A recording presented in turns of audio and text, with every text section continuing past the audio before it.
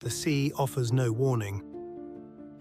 On the coast of Japan, shops are open. Children are still in their classrooms. Trains, a symbol of the nation's precision, glide punctually along their urled. Comes undone. On the 11th of March, 2011, the very firmament begins to tear itself apart. At 14:46 in the afternoon, the ground lurches with a violence that defies comprehension. It is a tremor of magnitude 9, the most powerful ever recorded in the nation's history, and one of the most ferocious the world has ever witnessed. This is not a fleeting shudder.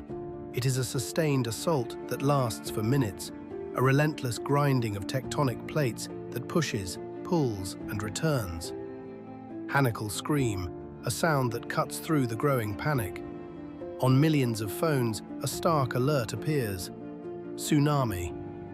For those who can, the desperate scramble begins, a flight towards the hills, towards any ground that promises safety from the sea.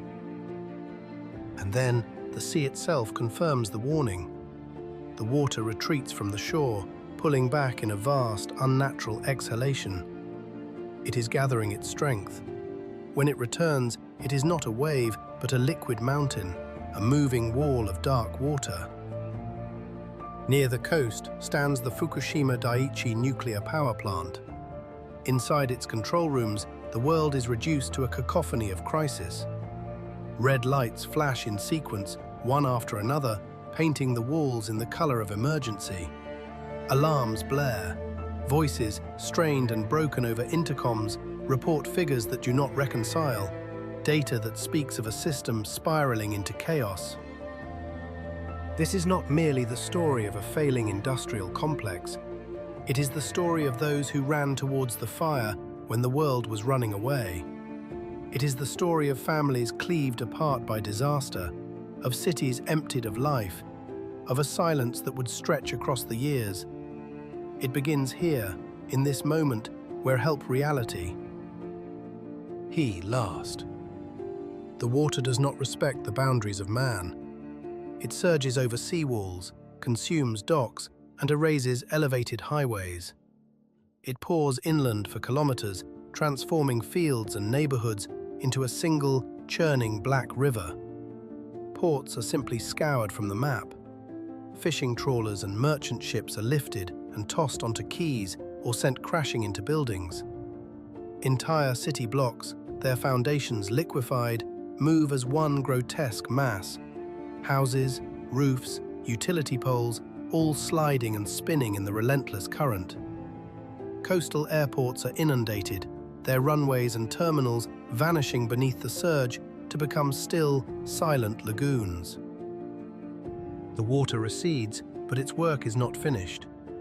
It drags back to the sea all that it has just stolen. A slurry of timber, metal, storage tanks, entire bridges. From the wreckage of industrial parks, columns of black smoke climb into the sky, a sign of fires ignited by the moving debris. The air is thick with a continuous roar, the wail of sirens, the shattering of glass, and the deep, thundering rumble of the water itself. At Fukushima Daiichi, the initial earthquake triggered the automatic shutdown of the reactors. The first line of defense held. But a reactor, even when silent, is not cold. Residual heat, a ghost of fission's fury, must be drawn away by a constant flow of water, powered by a constant supply of electricity. The quake severed the plant from the national grid, but emergency diesel generators roared to life, taking over the vital task of powering the cooling pumps. For a moment, the system worked. But the wave that now arrives is a force beyond calculation. It is higher than the seawalls, higher than the projections, higher than the engineers had ever dared to imagine. The roar of the water eventually subsides, but it is replaced by a silence of a different kind. A silence that fills empty cities and haunts a poisoned landscape. It is the sound of a world irrevocably altered, a testament to the moment when the immense and patient power of the planet reminded humanity of its place. The coastal defenses had been engineered for the worst imaginable scenarios. their concrete ramparts and steel gates designed from the severe arithmetic of historical data. But on that day, history was not a guide. It was a footnote to a power that defied all calculation. The water did not merely rise, it consumed. It surged past the safety markers, a relentless tide that cared nothing for human thresholds. In the subterranean levels of the plant, it found its way, a cold, invasive presence slithering into the facility's most vulnerable arteries. It reached the backup generators, the nerve centers, the electrical switchgear. The lifeblood of the facility was short-circuited in an instant. And then, darkness. A profound, unnatural silence descended upon the control rooms as the plant was plunged into a complete blackout. The screens went blank, the hum of machinery ceased. All that remained was the faint, ghostly glow of emergency lights, powered by batteries with a desperately finite lifespan. This was the condition that haunted the nightmares of every nuclear engineer, the scenario they trained for but prayed never to witness. A station blackout, a total loss of power. Without the constant, powerful flow of electricity, the pumps that circulated cooling water through the reactor cores fell silent. But the cores themselves did not. The immense thermal energy, the very heart of the atom, remained hot, dangerously hot. Inside the labyrinthine corridors, technicians moved through the gloom, a frantic ballet of procedure and instinct. They raced between inert control panels and massive, unmoving valves. The protocol was etched into their minds. Cool the core, vent the steam, reduce the pressure. But without power, every action, every turn of a wrench, every manual override became a monumental effort fraught with risk and uncertainty. Time itself seemed to warp, each second stretching into an eternity of rising danger. Within the sealed reactor vessels, a terrifying physics was unfolding. The steam pressure began its inexorable climb. The water, no longer being replenished, boiled away, its level dropping with alarming speed. Soon, the fuel rods, the source of the reactor's immense power, became exposed to the superheated steam. This was the precipice. A chemical alchemy of the most terrifying kind began as the zirconium alloy cladding of the fuel rods reacted with the steam, stripping away the oxygen atoms and releasing their hydrogen.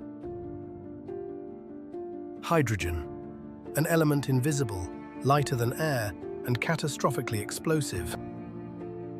The containment buildings were marvels of engineering, designed to withstand immense forces from within. But they were not invincible. The mounting pressure of the steam and hydrogen gas became a silent, crushing enemy, pressing against every square inch of concrete and steel. A choice had to be made, a terrible gamble. They had to vent. They had to release the radioactive gas into the atmosphere before the entire structure gave way. Outside the plant's perimeter, the night descended, bringing with it a primal cold and a fear that spread faster than any official warning. Roads were impassable, severed by the Earth's convulsions. Telephone lines were a fragile, intermittent link to a world that seemed to be coming apart. In the towns and villages beyond, people huddled in evacuation centers. Schools became makeshift refuges. Gymnasiums transformed into vast, crowded dormitories where strangers shared the common currency of anxiety and uncertainty. But back within the darkened plant, a small group of men and women made a different choice. They decided not to leave. They knew that with every passing minute, the invisible radiation climbed, and the risk of a catastrophic failure grew exponentially. They understood that within those humming, overheated halls, they were not just fighting for a power station, they were fighting for the fate of entire communities, for the very land itself. They had their equipment, their masks, their protective suits, the incessant, unnerving tick of their dosimeters, measuring the poison they were absorbing. But they also possessed something that cannot be measured by any instrument. it was the solemn decision not to retreat. They tried everything. They scavenged the remaining power from the dwindling batteries. They hauled in trucks, struggling to run heavy cables by hand through the debris, a desperate attempt to jump-start the dead machinery.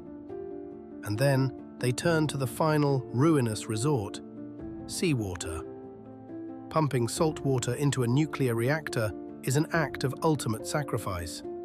It is a poison to the intricate systems, ensuring they will never operate again. But it can cool the core. It can buy time. It can save something infinitely more precious than a machine: the lives of those waiting in the dark. The morning of the 12th of March brought not dawn's light, but a deafening roar. An external structure of the reactor, one building, finally surrendered. A shock detonated. The upper panels of the building were blown out. Images of the wounded structure circled the globe. An explosion is never just a sound, it is a message.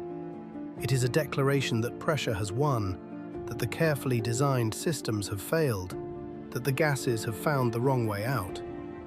It is the sound of control being irrevocably broken. Yet inside, the battle was not against the fleeting flame of the blast. The true enemy remained. The explosion had ripped away the building's outer shell, but it had not breached the primary containment vessel. The core, though damaged, was intact. The fight was against the unseen, unrelenting heat still radiating from the decaying fuel, a phantom energy that would persist for days, weeks, years. It is a testament to the quiet courage of those who stood their ground in the face of an invisible fire, and a chilling reminder that in our quest to harness the atom, we had built a machine whose failure could poison a century. The core remains a boiling heart. It thirsts for water. To save it from itself, the engineers must perform a dangerous surgery, venting the containment vessel to release the crushing pressure, to bleed off the volatile hydrogen gas building within. Each release is a calculated risk, a breath of radioactive steam into the sky to prevent a catastrophic rupture below. The primary cooling systems are dead, lost to the wave. Now the last line of defense is the sea itself. Seawater, corrosive and impure, is forced through the arteries of the plant's fire suppression lines, a desperate last-ditch effort to cover the melting fuel. Power is a ghost. In the suffocating darkness, teams of men unspool kilometers of heavy cable, their movements urgent, their breath misting in the cold air. They are laying new nerves, trying to reanimate the dead pumps. Where the cables cannot reach, portable pumps are dragged by hand, their engines sputtering to life, straining to push the ocean into the dying reactors. Every valve turned, every switch thrown, is a terrible equation, balancing the immediate necessity against the unknown, long-term consequence. Each decision is a wager made in the dark. Then comes the 14th of March, mid-morning. A sudden flash, a concussion that travels not through the air, but through the ground, pre-disintegrates. The resulting plume is different, darker, heavier, laced with debris. It climbs higher into the atmosphere, a grim monument to a second failure. Hydrogen has struck again. Shrapnel and shattered concrete rain down across the facility. Over the radios, voices are no longer calm. They are sharp, strained, shouting numbers, coordinates, radiation readings. The invisible enemy is everywhere, and the shifts are cut shorter and shorter. Time itself is no longer measured in hours, but in millisieverts. The dose is the new clock. Yet the work does not stop. They continue to pump the sea. They search for any viable pathway, any intact pipe that can carry water to the heat. They measure the falling water levels. They listen to the groaning of stressed metal, trying to read the breath of the dying systems. In the dead of night, between the 14th and 15th, Reactor 2 offers a new kind of terror. It does not explode with the terrible finality of the others. Instead, A dull, sickening thud echoes from deep within its structure, a sound that shakes the very guts of the plant. The suppression chamber, a critical component designed to absorb pressure, has been gravely damaged. Pressure within the reactor vessel plummets. The release of radioactive material into the environment intensifies. It is a quieter failure, but a more insidious one. Another boundary has been crossed. At dawn on the 15th of March, a fourth wound opens. The building of Reactor 4, a unit that had been shut down for maintenance, erupts. Hydrogen, the phantom menace, had found a hidden path from the adjacent reactor, accumulating in the upper levels until it found a spark. The building's upper walls are torn away. Through the gaping hole, workers see the flicker of open flames near the spent fuel pool, a place containing material many times more radioactive than the reactor core itself. The entire complex, a sprawling city of concrete and steel, seems to hold its breath. Inside, the teams take stock of their own. Some are injured. Others, their faces etched with exhaustion, their eyes red and their throats burning, simply put on a fresh mask and return to the field. They move in short, frantic bursts of activity, retreating to shielded areas to wait out the worst of the radiation spikes. They communicate with clipped sentences and quick glances, a language born of shared crisis. They know how to read the digital displays on their dosimeters. They know precisely what the escalating numbers mean for the cells in their bodies. They remain. Beyond the gates, the world is in motion. The evacuation zone widens. A slow, silent exodus of buses, ambulances, and family cars clogs the roads. People carry light suitcases, a few precious photographs tucked into their pockets. In their haste, many leave behind pets, believing they will return in a few days. They leave the lights on, the doors unlocked. For thousands, it is a promise that will never be kept. In school gymnasiums, hastily converted into shelters, the displaced lie under rows of identical grey blankets, the individuality of their lives suddenly erased. At checkpoints, the invisible is made visible. Numbers on a screen decide a person's fate. They dictate who can pass, who must be scrubbed down, who must surrender their clothing. The ordinary fabrics of a life that existed only yesterday, to be sealed in plastic bags. Water arcs from pressure hoses, washing the dust of home from tires and fenders. In the abandoned villages, garden gates swing in the breeze. Calendars are frozen on a single date. The wind, now a carrier of unseen. Soon, new teams arrive, clad head to toe in white. They move with a grim purpose, their instruments clicking and whirring. They measure the soil, the water, the walls of houses. They mark the earth with spray paint, unspooling yellow and red tape that transforms the landscape. In a matter of hours, the map of a nation is redrawn by an invisible, unforgiving hand. On one side of the line, you may stay. On the other, you must leave. The line is absolute, and it decides everything. For the men still fighting inside the plant, the word home has ceased to exist. Their world has been stripped down to a brutalist vocabulary. Shifts, masks, exposure tables, and the remorseless, cumulative tally of the dose. Their very existence has become a function of time and radiation, a testament to the moment when a human creation became a force of nature, and the line between salvation and sacrifice was erased forever. In the aftermath, a pause descends. It is a quiet defined not by peace, but by water and silence. Here, in the heart of the crisis, solutions are attempted on a scale never before conceived. Energy, the lifeblood of the operation, is snaked across the landscape through impossibly long cables, a fragile umbilical cord to a world holding its breath. Pumps are replaced in conditions that defy human endurance, in the dark, submerged spaces where the margin for error has been erased. The descent is into a realm of high, dark water, It is a slow pilgrimage into the wound. Here, mud is not earth. It is a heavy, clinging testament to the chaos that has passed. The only sound is the drone of the ventilators, a mechanical prayer against the suffocating air, and with every rotation, a silent hope that they will hold.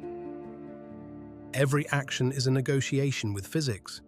Every step is weighed, every valve turned with the knowledge that the system is on a knife's edge. To open a line is to risk a release of unseen gas. To cool a component too quickly is to invite a fracture, a catastrophic shattering of stressed metal. It is a delicate, unending ballet between heat, pressure, and time. Outside, in sterile rooms, engineers trace the crisis on graphs and computer models, attempting to impose logic upon the illogical. But inside, technicians lay their hands on pipes that tremble with immense contained power. It is a truth known to all who work at the limits of technology. The body often understands danger before the mind can process the data. An intuition, a primal sense of things not being right. Metal, under extreme duress, sings a different song. The air itself changes its scent when the heat climbs past a critical threshold. There are words, meltdown, breach, failure, that are never spoken aloud, banished by a shared superstition, or perhaps a profound respect for the forces they are trying to tame. But the knowledge is a constant, silent companion. It would take so very little to lose control all over again. Beyond the walls of the plant, the sea itself has been altered. The currents that once brought life now carry a poison, taking it out to the horizon only to bring it back with the tide. The local fishermen, men who knew the water as an extension of themselves, now gaze upon its surface as one would a wounded friend, with sorrow, with fear, and with a deep, aching sense of loss. Their nets lie dry on the docks. The harbours, once alive with the sounds of engines and commerce, now echo with an unnerving emptiness. On land, the wound is measured in meters and hectares. Fields and gardens are cordoned off, subjected to a painstaking purification. The process is a slow, arduous ritual of healing. The topsoil is scraped away, layer by contaminated layer. It is bagged, sealed, and carried off, a methodical removal of the past. It is a labor that demands more than strength. It requires a deep well of patience, an unwavering constancy of purpose. And then there is the water. The millions of liters used to cool the raging heart of the disaster cannot simply vanish. It is collected, filtered, and stored. On the landscape, a new city rises, a sprawling metropolis of gleaming metal tanks. They grow in number week by week, a forest of steel cylinders standing in silent, serried ranks. Each tank is both a promise and a problem. It contains the threat of today to protect the world of tomorrow, but in doing so, it demands space, constant monitoring, and a future of difficult decisions. Inside dedicated facilities, teams work to build ever more complex systems of filtration. Their goal is an act of profound restoration, to strip the water of its invisible poisons, to cleanse it so thoroughly that they can return to the ocean something the ocean can finally accept. This is not a journey of days or months. It is a journey of years, perhaps decades. The greatest lessons are almost always born of the greatest pain. The first is a truth both simple and terrible. Nature will always, in the end, overcome our calculations. The walls we build, the safety margins we engineer, the scenarios we deem probable, they must all be designed with an imagination that embraces the unthinkable. The second is that crisis does not forgive hesitation. An emergency demands clear protocols, rigorously practiced drills, and channels of communication that reach everyone instantly. Trust is a currency built long before the disaster strikes. It cannot be minted in the crucible of fear. The third is that for all our technology, the final line of defense is human. They were men and women who worked beyond the threshold of fear, who made impossible choices to gain precious minutes. Without their courage, this story would be infinitely darker. And the fourth, and perhaps most vital lesson, is that a place can be reborn. But rebirth is not simply a matter of reconstruction. It requires truth. It requires time. It requires a deep and patient listening to the land and its people. For those who were forced to leave, who lost their homes and their histories, there is a right to know, a right to return to a place made safe, and a right never, ever to be forgotten. Their memory is the true measure of our recovery. After years of silence, the first signs of a fragile return. A road, once impassable, reopens. The long, silent halls of a school echo once more with the voices of children. At the station, steel shutters grind upwards, and a train, first crawling, then finding its rhythm, threads through the landscape again. Homes are scrubbed clean of the past. Shops are put in order. But this is more than reconstruction. It is a reckoning. Museums of memory are consecrated, built not of brick and mortar, but of testimony.